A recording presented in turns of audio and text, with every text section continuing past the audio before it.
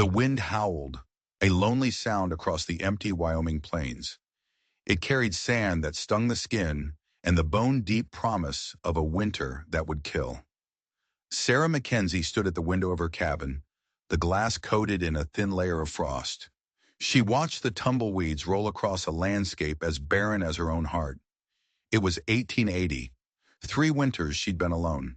The cabin, built by her husband's hands, groaned under the wind's assault.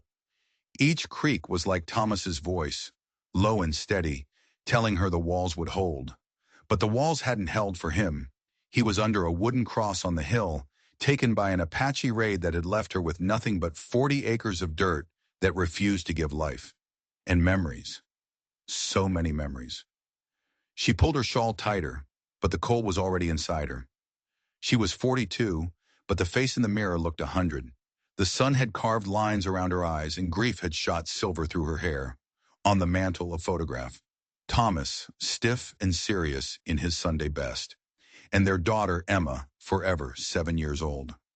Scarlet fever took her in the winter of '76, a sickness that burned through the valley like a wildfire. Sarah turned away. The past was a place she couldn't afford to visit. She fed 2 precious logs into the pot-bellied stove. Wood was a luxury out here. Supper was cornbread and beans, same as yesterday. She was saving the potatoes, the real food, for when the snows came and made the world impassable. The nearest town, Dry Creek, was a day's ride away, a journey she made only when she had to. The townspeople called her the Widow Mackenzie. They treated her with a quiet pity she hated. The men offered help she refused. The women offered socials she avoided. None of them understood. They had families. They had purpose. Sarah had chores. Tend the chickens, mend the fence, haul the water. A relentless cycle of survival. Her body moved, but her soul stood still. As darkness fell, she lit the lamp and sat in her rocking chair. Mending a dress, the needle moving in and out, in and out. Each stitch a tiny war against the emptiness. Outside, the coyotes began to sing their nightly song. She knew all the sounds of this lonely place, the creak of the barn door, the rustle of sagebrush, the distant howl of a wolf. They were her only companions. She let her mind drift, just for a moment, to the what-ifs. What if Thomas had lived? What if Emma had survived? But that was a dangerous path, a path that led to a despair so deep it could swallow you whole. She had learned to stay on the trail of the present. Survive today. That was all. The wind rattled the windows. She checked the heavy bar on the door. It was in place. She kept Thomas's old Winchester rifle in the corner, always loaded. He'd taught her to shoot. A frontier woman needed to know how to defend herself, he'd said. She could drop a rabbit at 50 yards. She prayed she'd never have to aim it at a man. Sleep came slowly, as it always did. She slipped beneath the cold covers and pulled them to her chin. Through the window she could see the stars. Thomas had known their names. The heart can only break so many times before it forgets how to feel, she whispered into the dark. She had lost everything. All that was left was to endure. But as the wind sang its mournful song, a new sound cut through the night, a sound that didn't belong. The blizzard hit with a fury she'd never seen. By nightfall, the world outside was just a swirling vortex of white. The wind screamed. Snow forced its way through every tiny crack in the cabin walls. Sarah fed the stove, knowing that if the fire died, she would die with it. She was wrapped in every blanket she owned, and still she shivered. It was close to midnight when she heard it, a sound that was not the storm. At first she thought she was imagining it, her mind playing tricks on her in the howling dark. But there it was again, a rhythmic pounding, deliberate, desperate. Someone was knocking on her door. Her blood ran cold. No honest person would be out in this. It had to be a drifter, an outlaw. Her hand found the Winchester rifle, the cold steel a grim comfort. The pounding came again, weaker this time, followed by what sounded like a voice, swallowed by the gale. Every instinct she had screamed at her to ignore it. Let the storm take whoever was out there. But a flicker of something, a memory of the woman she used to be, pushed her toward the door. "Who's there?" she called out, her voice a dry crackle. The only answer was a desperate groan. Against her better judgment, she lifted the small wooden slide that covered the peephole, and she gasped. A man was hunched against the driving snow, barely standing. One hand was pressed to the doorframe for support. The other clutched his shoulder, a dark stain spreading across his coat. His lips were blue with cold. "Please," he mouthed, the word a puff of frozen air. "I'm dying." Sarah hesitated. The rifle felt heavy in her arms. This was a trick. It had to be. But then his knees buckled. He slumped against her door, a dead weight. If she left him there, he would be a frozen corpse by morning. "Step back from the door," she commanded, her voice surprisingly steady. "Keep your hands where I can see them." The man stumbled backward, almost disappearing into the white void. Sarah unbarred the door, keeping the rifle trained on his chest as she pulled it open. The wind tore into the cabin, a blast of ice and snow. "Inside, quickly," she ordered. He lurched over the threshold and collapsed onto the floor, shaking uncontrollably. Sarah slammed the door shut, barred it, and turned to face him, the rifle still ready. In the lamplight, she saw him clearly. He was younger than she'd thought, maybe 35. His clothes, though torn and bloody, were well made. Not a vagrant, but the look on his face was that of a hunted animal. "The rifle," he said through chattering teeth, "isn't necessary. I can barely lift my head." "That remains to be seen," Sarah replied, though she lowered the barrel slightly. "What's your name? What happened?" "Jake. Jake Thornton." He winced as he tried to move. Fresh blood seeped from the wound on his shoulder. "Ambushed on the trail. Coulson gang." The name sent a chill down her spine. The Coulson gang were ruthless killers known throughout the territory. "You got away," Sarah finished for him. She made a decision. She set the rifle down but kept it within easy reach. "We need to get you warm and look at that wound."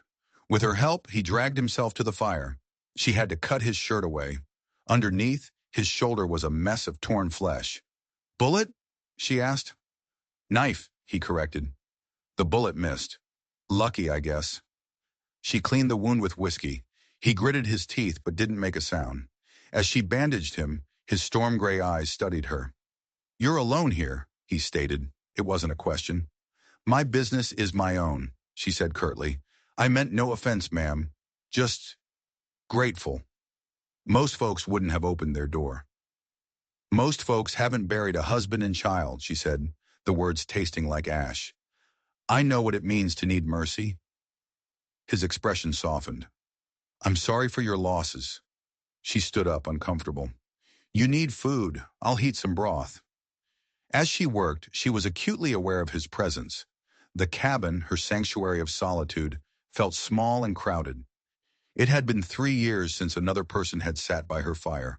It was unsettling, dangerous. She brought him a bowl of broth. Their fingers brushed as he took it, and she pulled her hand back as if she'd been burned. It had been so long since she had touched another person. "Thank you," he said, his voice stronger now. "You saved my life, Mrs. Mackenzie," she supplied. "Sarah Mackenzie." "Well, Mrs. Mackenzie, I'm in your debt. As soon as this storm breaks, I'll be on my way. I'll cause you no trouble." The storm could last for days, she thought. Days with this stranger in her home. This man who brought the violence of the outside world crashing into her carefully constructed peace. They fell into a tense silence, the only sounds the fire and the howling wind. She found herself stealing glances at him. There was a weariness in his eyes that went deeper than his wounds. A loneliness that mirrored her own. "You should sleep," she said finally. "Take the chair. It's closest to the fire." "I can't take your chair, ma'am. The floor's fine." "The floor will leave you stiff as a board," she insisted. "And you're injured." As she arranged blankets for him, the simple domestic act brought an unexpected pang of memory. How many times had she done this for Thomas? The thought was a fresh wound. As he drifted off, exhausted, Jake murmured something, his words slurred by sleep. Widow thought passion was dead, until a lost cowboy begged for her warmth. Sarah froze. "What did you say?" But he was already asleep, his breathing deep and even. She stood over him, studying his face in the firelight. What had she done? She had let a stranger into her home, a stranger who spoke of things she had long since buried. She retreated to her own cold bed, but left the door ajar. She didn't trust him, not yet. Lying in the dark, Listening to the storm and the steady breathing of the man by her fire, Sarah felt a crack appear in the ice around her heart. For the first time in 3 years, she was not alone, and she couldn't decide if that was a blessing or a curse. The storm trapped them for 3 days, a lifetime, in the confines of her small cabin. The first morning she woke to find him already awake, staring into the fire. "Morning, Mrs. Mackenzie," he said quietly. She felt a strange self-consciousness, standing there in her night braid and worn dress. "How's the shoulder?" she asked, her voice businesslike. "Sore but healing. You did a fine job." He paused. "About what I said last night, before I fell asleep." "You were delirious," she cut him off, not wanting to hear it. Nothing to explain. But his eyes told her he hadn't been delirious at all. Over a breakfast of cornmeal mush, he asked about her husband. "A man who builds a cabin this solid," Jake said, gesturing at the sturdy walls. "He must have been worth knowing." Despite herself, Sarah talked about Thomas, about his dreams, about the raid that took him. Then she talked about Emma, the fever, the terrible winter. She laid her life bare on the table between them, a history of loss and sorrow. "Now you know my story, Mr. Thornton," she said, her voice hard. "Perhaps you'll share yours?" He told her about growing up in Missouri, about the war, about drifting west. "Never married?" she asked, the question slipping out before she could stop it. "Almost," he said, his gaze distant. "A girl named Louise. But the war changed me. She deserved better." There was more to his story. She could feel it, a shadow he wasn't letting her see. As the days wore on, an uneasy rhythm developed between them. He insisted on helping with small chores. She found herself watching him, the way he moved, the way his eyes crinkled when he told a story from the trail. He was filling the empty spaces in her cabin, in her life, and it terrified her. On the second day, while changing his bandage, she found it, tucked into a hidden pocket of his coat, a small silver locket. Her fingers fumbled as she opened it. Inside wasn't a picture of a girl named Louise. It was a different woman, with kind eyes and a gentle smile, and beside her a small child. A boy? Who were they? "I thought you said you were never married," she said that evening, her voice tight. She held up the locket. He looked up from the piece of wood he was whittling. His face went rigid. "Where did you get that?" "In your coat. I was mending a tear." He stood up, his relaxed posture gone. He was a different man now, wary, dangerous. "You had no right." "Who is she, Jake? Who is the boy?" He snatched the locket from her hand, his fingers brushing hers. The brief touch was like an electric shock. "It's complicated," he said, his voice low. "Everything about you is complicated," she shot back. "You show up at my door half dead, talking about the Coulson gang. You tell me you're a drifter, a man with no ties. But this," she pointed at the locket in his fist, "this says you're a liar." He stared at her, his gray eyes unreadable. "Sometimes a lie is the only way to protect the truth, Sarah." He had used her first name. It hung in the air between them, intimate and alarming. The trust she had tentatively offered him shattered. Who was this man? What secrets was he hiding behind those sad, stormy eyes? The third day dawned quiet. The wind had died. The snow had stopped. He would be leaving soon. The knowledge should have been a relief. Instead, it felt like another loss. "I've been thinking about what you said," Jake spoke into the silence. "About mercy." She didn't look up from the bread she was kneading. "Maybe mercy isn't just about opening your door in a storm," he continued, his voice soft. "Maybe it's about letting yourself feel something again, even when it scares you." Her hands stilled. "You don't know what you're talking about." "Don't I?" He moved closer. "I see the way you hold yourself, like you're afraid to take up space in your own home. I see how you look at that photograph. I know what it's like to shut yourself off because feeling hurts too much." Tears pricked her eyes. The first in years. "Stop," she whispered. "I think you're the bravest woman I've ever met," he said, his voice relentless. "Not because you open that door, but because you wake up every morning in this empty house and choose to keep going."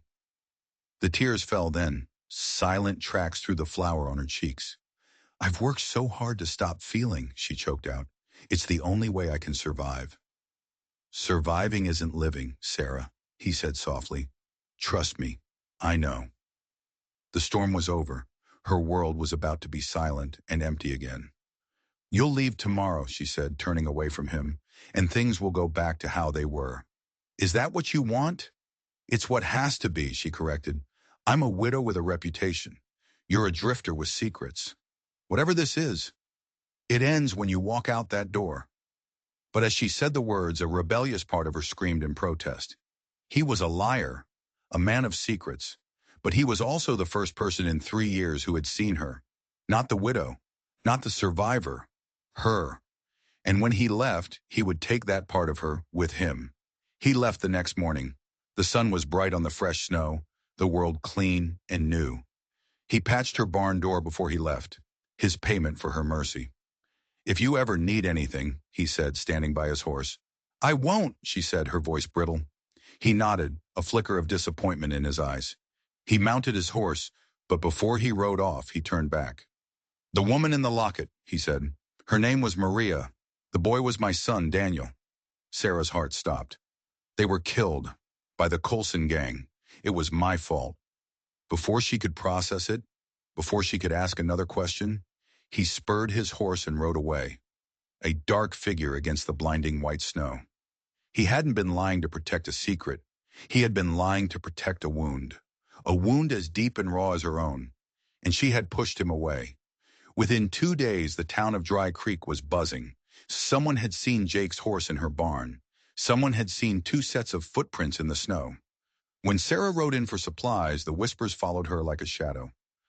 Must have been lonely out there, Mrs. Morrison, the storekeeper's wife, said with a smirk. A woman in your position needs to be careful.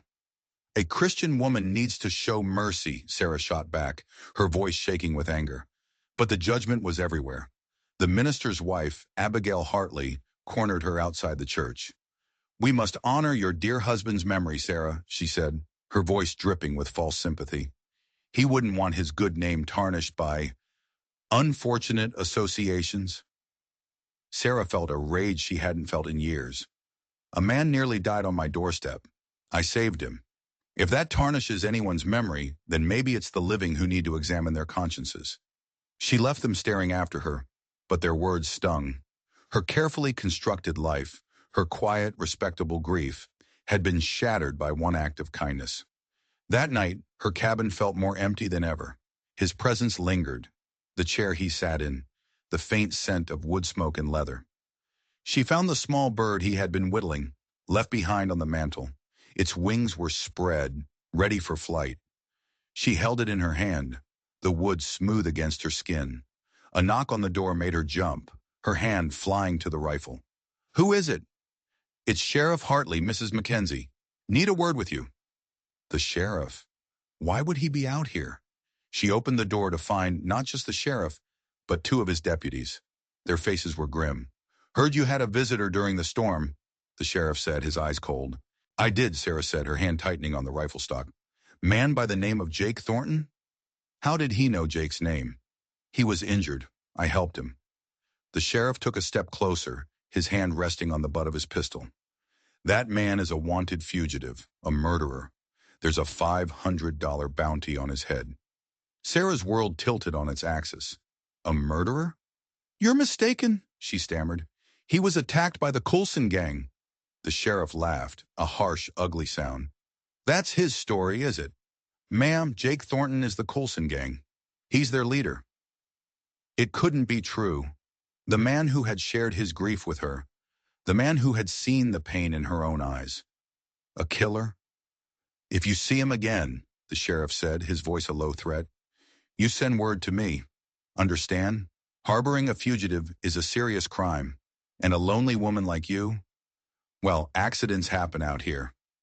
He tipped his hat and left, his deputies flanking him like wolves. Sarah stood in the doorway, the cold night air doing nothing to stop the chilling dread that spread through her. She looked down at the carved bird in her hand, a beautiful thing, made by the hands of a monster. Everything he had told her was a lie. His wife, his son, their deaths. A story crafted to win her sympathy, to gain her trust. and she had fallen for it. She had opened her home and her heart to the leader of the Coulson gang, and now the law itself was warning her that she was in danger. But something didn't feel right. The sheriff's eyes. They weren't the eyes of a man upholding the law. They were the eyes of a predator. What if Jake wasn't the lie? What if the sheriff was? The days that followed were a blur of fear and confusion. Every sound made her jump. Every shadow seemed to hold a threat. Sheriff Hartley's warning echoed in her mind. Accidents happen out here. It wasn't a warning. It was a promise. A few days later, she found one of her chickens dead on her porch, its neck wrung. A clear message. She was being watched. Her small, isolated cabin was no longer a sanctuary. It was a trap. She thought of Jake. Was he a killer? Or was he the one being hunted? His story about his wife and son. It had felt so real.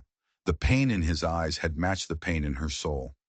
But the sheriff, the law itself, had called him a murderer. She didn't know who to believe, but she knew one thing for certain. She couldn't stay here. Dry Creek was no longer her home. It was her prison. Martha Collins, her only friend in town, came to see her. "You look like you've seen a ghost," Martha said, her round face full of concern. "Worse," Sarah whispered. "I think I've seen the devil." She told Martha everything. About Jake, about the locket, about the sheriff's visit. "Hartley is a snake," Martha said without hesitation. "Always has been. His wife runs the town, but he runs the shadows. People are afraid of him. He said Jake is the leader of the Coulson gang." "And you believe him?" Martha studied her friend's face. "Sarah, what did your gut tell you about that man, Jake?" "My gut." Sarah thought back to those 3 days. The shared stories, the quiet understanding, the way he looked at her. "My gut told me he was a good man, hiding a world of hurt." "Then trust that," Martha said firmly. "Men like Hartley, they twist the truth until it's a weapon. You're in danger here. You need to leave." The decision once made was a relief. She rode to the land agent, William Fletcher, and told him she was selling. "Leaving so soon, Mrs. Mackenzie?" he asked, a strange gleam in his eye. "Trouble in paradise?"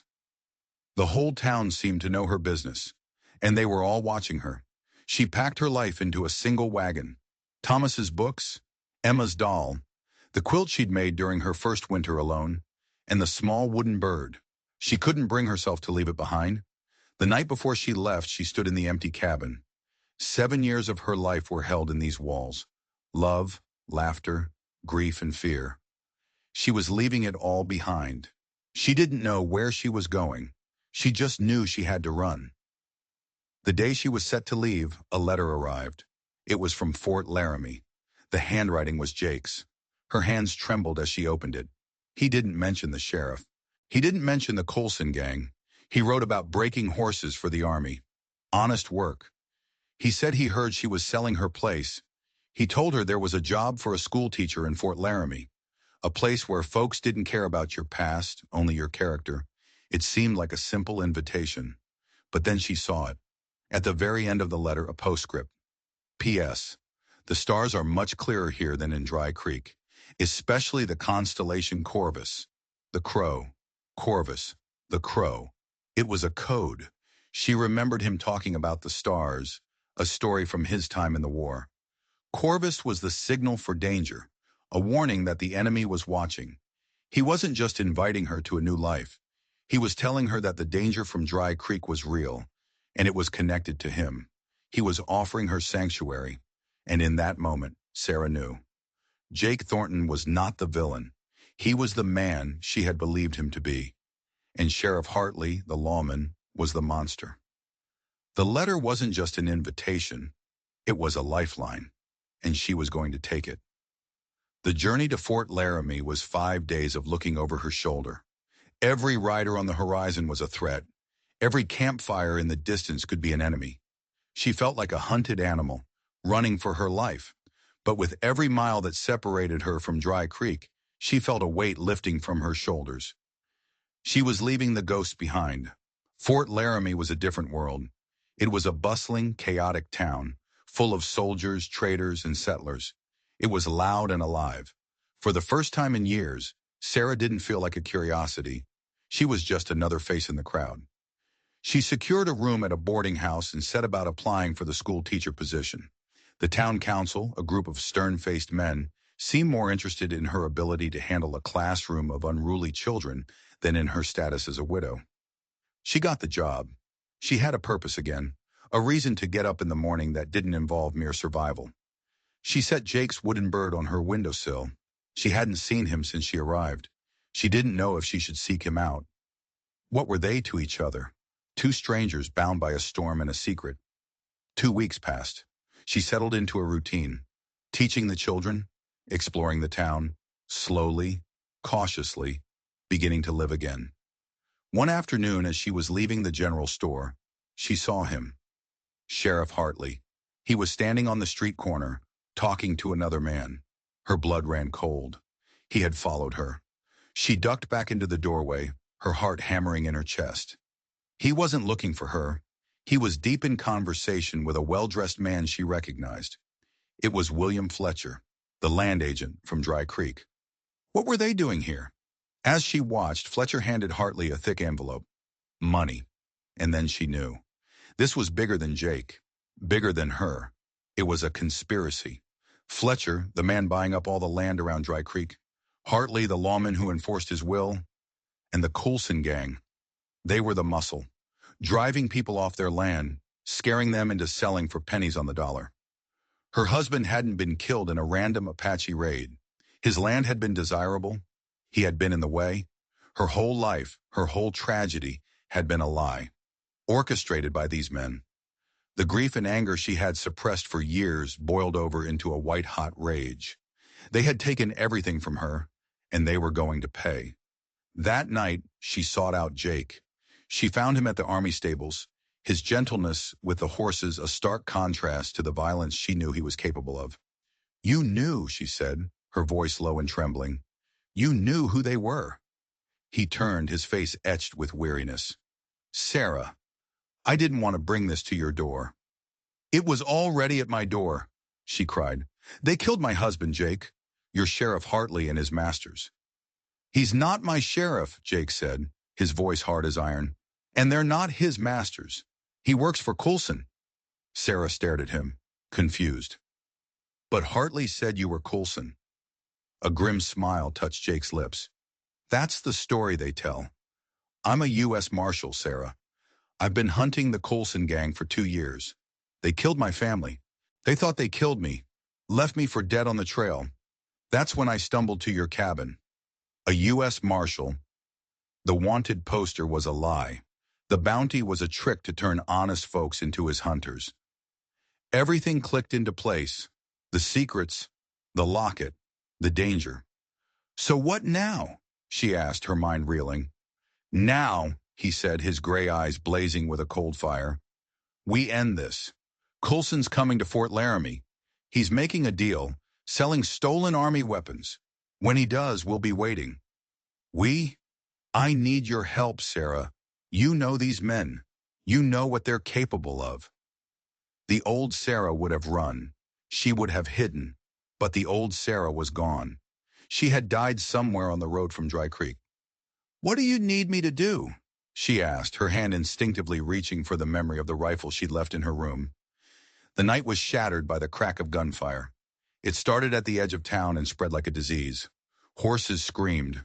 Men shouted. Windows shattered. The Coulson gang had arrived. But they weren't just riding through. This was an attack, a full-blown invasion. From her boarding house window, Sarah saw them. Dark shapes on horseback, firing indiscriminately, setting buildings ablaze. They were systematic, terrifying. Then she saw Jake, running from the stables, a pistol in each hand, organizing a desperate defense with the sheriff and his deputies. They were hopelessly outnumbered. She saw Sheriff Hartley, her old nemesis from Dry Creek, riding with the gang. He wasn't fighting them. He was leading them, pointing out targets. He was a traitor, an outlaw wearing a badge. Her eyes locked on a family, cowering behind a wagon as 3 of Coulson's men cornered them. Jake was trying to get to them, but he was pinned down. One of the outlaws raised his rifle, taking aim at Jake. There was no time to think. Sarah grabbed the Winchester from the corner of her room, threw open the window, braced the stock against her shoulder, and fired. The rifle kicked hard. The outlaw's hat flew off his head. He spun around confused, looking for the source of the shot. "Sarah, no!" Mrs. Crenshaw, the boarding house owner, cried from the doorway. "You'll draw them here." But Sarah didn't hear her. All she could see was Jake, fighting for his life. She had lost one good man to violence. She would not lose another. She worked the lever, chambered another round, and fired again. This time the outlaw clutched his shoulder and fell from his horse. Jake looked up, his eyes finding hers across the chaos of the street. A look of shock, of awe passed between them. Then he was moving, using her covering fire to reach the family and pull them to safety.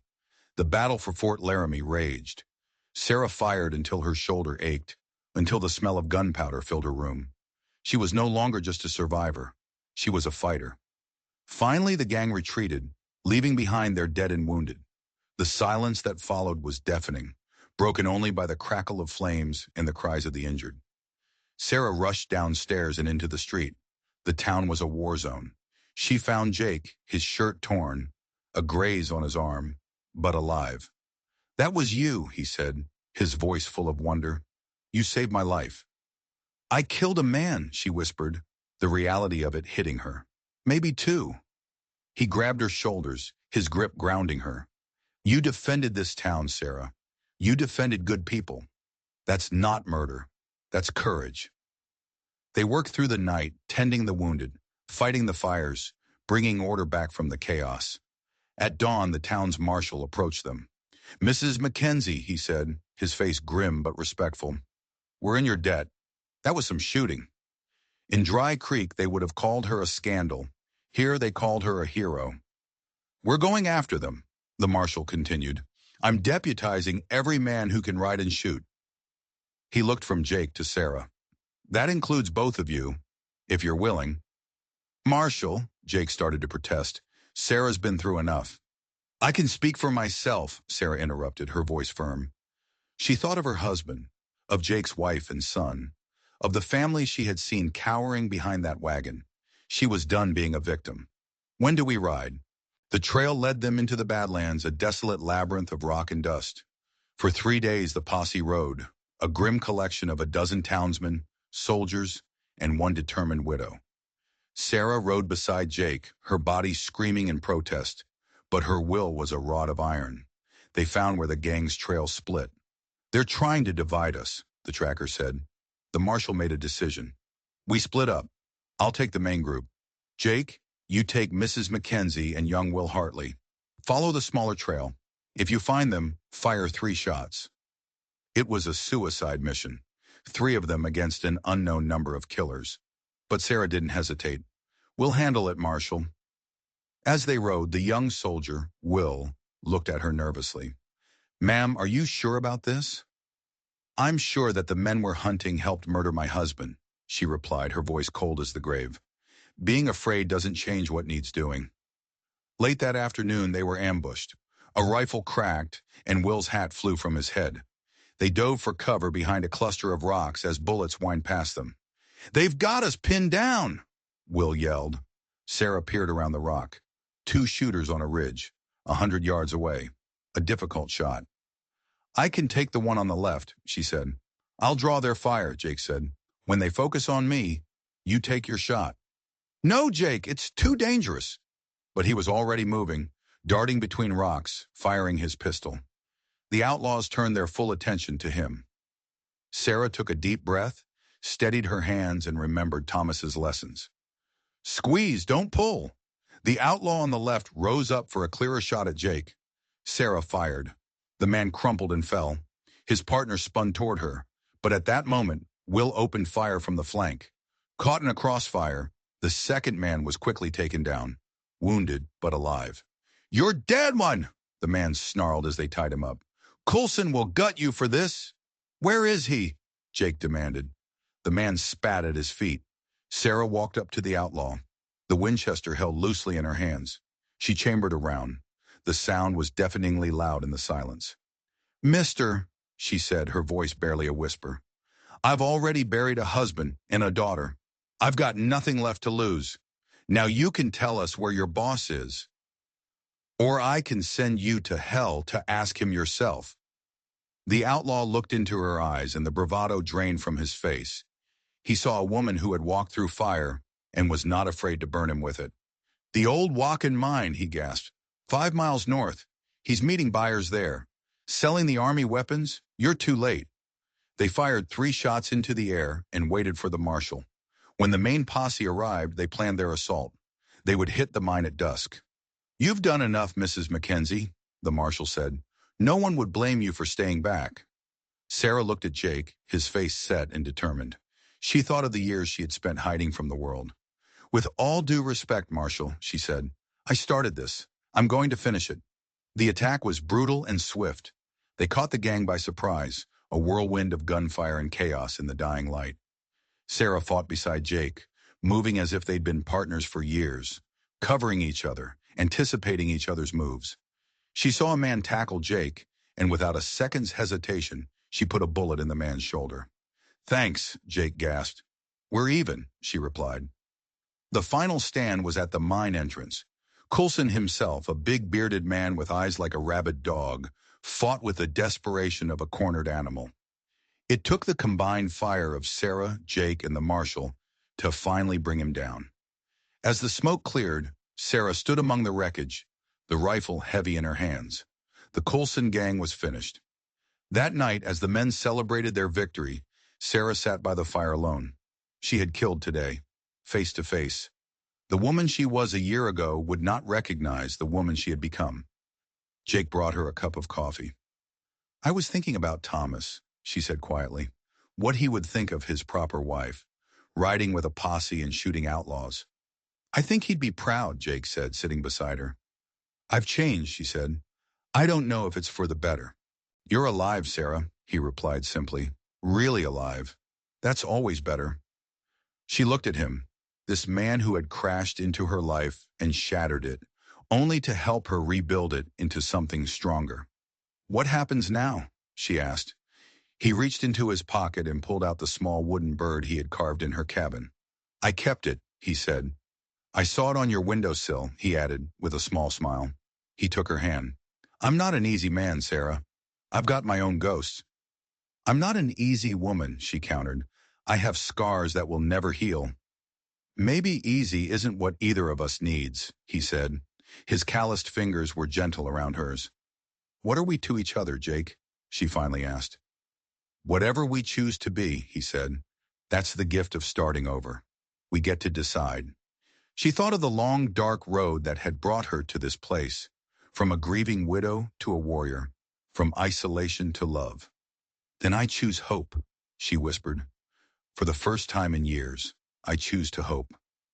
He leaned in and kissed her, a tender, hesitant kiss under the vast Wyoming sky, a promise made in the aftermath of violence, a new beginning forged in fire and blood. 6 months later, Sarah stood at the altar of the small church in Fort Laramie. The whole town was there, their faces beaming. She was no longer the widow Mackenzie, an object of pity and gossip. She was Sarah, the school teacher, Sarah, the hero who had helped save their town. She wore a simple blue dress, and pinned inside, close to her heart, was Thomas's pocket watch. A gift from an old friend, a reminder that her past was a part of her, but it no longer defined her. Jake waited for her at the altar, his stormy gray eyes soft and full of a love she never thought she would feel again. The vows they spoke were not just words. They were a testament to survival, to second chances, to the healing power of love. When he slipped the ring on her finger, it was a promise not of an easy life, but of a shared one. As they walked out of the church into the bright sunshine, husband and wife, Sarah felt a pure, uncomplicated joy she had thought was lost to her forever. That night, in the small house Jake had built for them on the edge of town, she stood at the window, looking out at the mountains. On the mantel, the small wooden bird sat, its wings spread as if in permanent flight. She thought of the journey, the storm, the fear, the violence. It had been a brutal path, but it had led her here, home. Jake came up behind her, wrapping his arms around her waist. "No regrets?" he asked softly. "None," she said, leaning back against his solid strength. I used to think my life was over, but you taught me how to live again. We taught each other, he corrected. You gave me a reason to stop running. She had thought her heart was buried on that lonely hill in Dry Creek, but she was wrong. It had only been sleeping, waiting for a lost cowboy to knock on her door in the middle of a blizzard and wake it up. The future was uncertain, but for the first time in a very long time, Sarah wasn't afraid. She was home, she was loved, and she was, finally, alive. Thank you for listening to this story of love and redemption in the Wild West. The journey from grief to hope is a powerful one, and we're so glad you could join us for it. We love hearing from our listeners all around the globe. Please drop a comment below and let us know what city you're listening from. And if you enjoyed Sarah and Jake's story, don't forget to like this video and subscribe to the channel for more tales from the untamed frontier. Your support helps us keep these stories alive.